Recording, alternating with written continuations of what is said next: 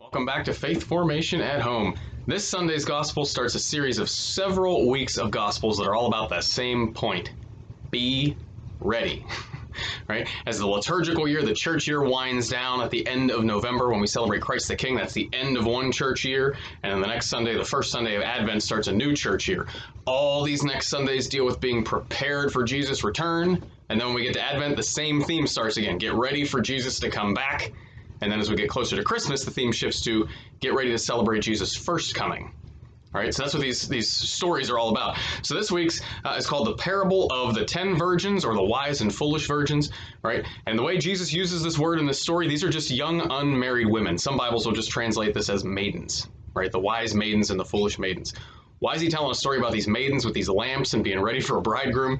Well, at a Jewish wedding in Jesus' day, young unmarried women had a very important role. There was this ritual of a procession, or a parade, if you will, where the bride and the groom would sort of parade to their new home, and the young unmarried women would sort of stand along the way, and if it was dark out, they would have to have lights, and it was kind of a way of symbolizing the bride is leaving the group of young unmarried women, and she's becoming a married woman, right? And so they have these oil lamps, and there's this kind of odd point in the story where they announce the bridegroom is coming. The foolish women don't have enough oil, so they ask the young women who are prepared, can we have some of your oil? And instead of sharing, they say, no, go get your own, right? You could sort of think about this as, imagine if you're throwing a surprise party for somebody, and you're waiting, and you're waiting, and you're waiting, and then suddenly you realize they just pulled up, they're outside, we need to get ready, everybody have your noisemakers, and half of your party realizes, I don't have a noisemaker, hey, give me half of yours. We should say, well, I can't give you half of my noisemakers, it's not going to work for either one of us, go get your own. That's essentially what's going on in this story, right? And while the foolish maidens are out trying to get the oil that they should have brought with them, that's when the bride and the groom show up. Everybody says surprise and goes in and has this party, and they miss out on it. And the point for us is, you need to be ready, because Jesus said he's coming back at some point. And if you're ready and you're prepared for Jesus to come back now, or 10 years from now, or a dozen years from now, or whenever he comes back, you just need to be ready and be prepared to wait as long as it takes. That's the point. Be ready. Bible story this week for our little ones from the Jesus Storybook Bible is the young hero and the horrible giant, the very famous story of David and Goliath. This story is so famous that even in our culture that you could argue is a post-Christian culture, people still know what it means when you refer to a David versus Goliath matchup. Right? You might hear it in football when a really good team is playing a really bad team. It's a David and Goliath matchup, right? What I think is most interesting about this story, though, isn't, from God's perspective, it's not just a story about the little guy winning, the underdog winning. That's a cool story, but that's not really what it's about. It's about the faithful guy winning. Because as you're reading through this, notice Goliath, the giant, the Philistine, is making fun of God's people. Right? He's making fun of God and his own people, calling them scaredy cats, calling them chickens, calling them all sorts of names, and saying, none of you can beat me, and your God is worthless. And all of God's people kind of stand to the side, and they're afraid of Goliath. And David says, I can't believe you guys are letting him talk like this. Right? And they try to talk him out of doing it. You're just a kid. Don't fight this guy. You're not a skilled soldier. You can't wear Saul's armor. You're too small. And David says, no, I'm not the one who's fighting. God is going to fight. And David goes out there and he does everything humanly possible, right? He can't wear the armor, but he's a shepherd. He's defended his sheep before with his sling, so he knows how to use his sling. I'm going to go do what I can.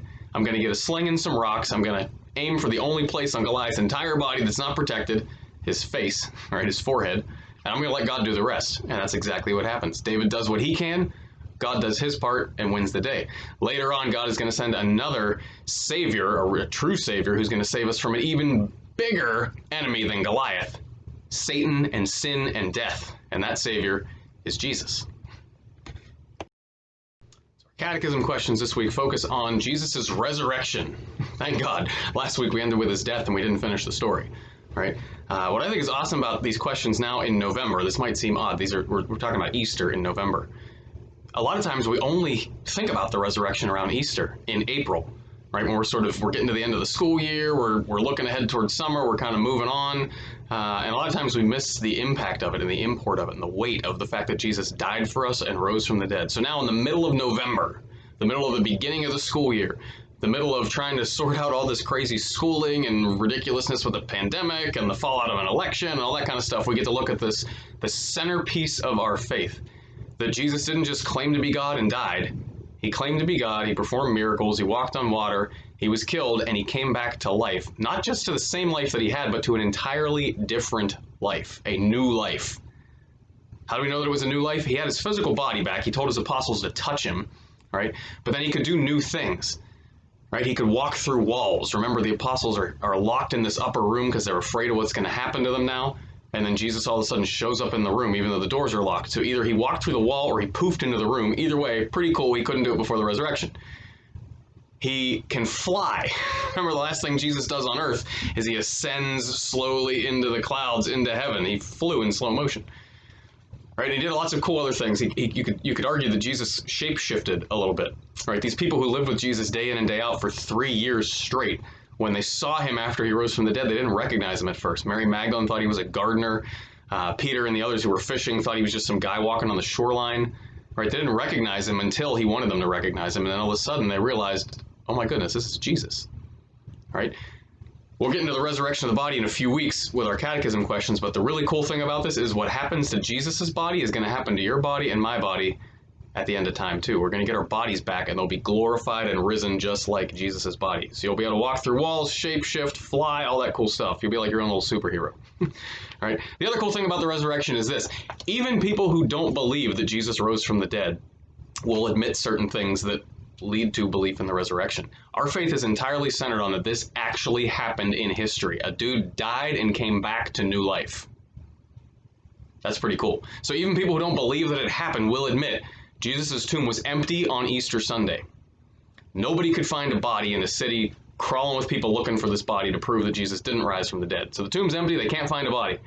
Lots and lots and lots of Jesus' followers said that they saw him alive. Right? And one of our catechism answers today even says 500 people at one time saw Jesus. That's not a hallucination, because that's not how hallucinations work.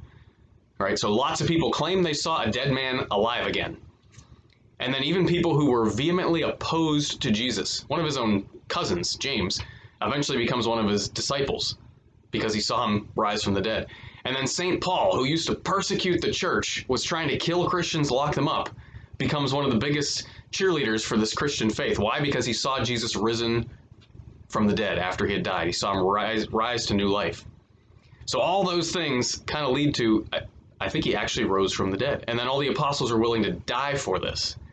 Right? They all believe they saw a dead man come back to life who changed their lives. And this dead man who came back to life, Jesus, this rescuer that the Old Testament stories are talking about, he wants to change your life too for good. We just have to let him do it. Lastly, a quick public service announcement on these sticker sheets. A lot of you have been asking, number one, do you have to use stickers? No, you don't. In my house, I just put X's in the blocks after we've done them. Some of you have used stickers. I've seen pictures of some of your stickers. Some of you have some awesome stickers, by the way. Nice job on that. You can use stickers, you can use check marks, initials, whatever works for you. You can shade in the boxes. It's just a tracking mechanism for you to figure out, did we do everything that we're supposed to do, and maybe some of the extra stuff as well. And then the next question is, what do you do with these after you fill them up? You can send them in to me one way or another. You can mail them in, you can drop them in the offertory basket, you can just snap a picture of it and email it to me if you want to. Do you have to do these? No, you don't. This is just to help you keep track of things. If you're doing learning check-ins at the end of these emails and you don't want to do the sticker sheets, that's totally fine. If you do hand in a sticker sheet and it's completed, we did promise some sort of reward system for kids who finish these up. And you put a lot of work into that, doing 5 things every week for 2 months now. That's awesome. So if you handed these in beginning this weekend, the 7th and 8th of November, we are going to have some reward prizes available for pickup if you've submitted these. It's on the honor system. If you missed a block and you still want to pick up the prize, knock yourself out. Right? It'll be okay. But if you handed one in, feel free to help yourself to, there's a selection of things, whatever you think your kid would be most interested in. At St. John and Paul, those prizes are on a table inside the upper Cardinal DiNardo Center, right beside the elevator. And in the Beaver Valley, they're going to be inside the entrance to Our Lady of Peace, where you picked up your materials. And those are still available if you haven't picked those up. When you go to Our Lady of Peace, you have to go in the right-hand door. If you try to go in the main doors, those are locked. But if you go in the right door, that's open. And then right there by the bookcase on the floor is going to be a box of these prizes.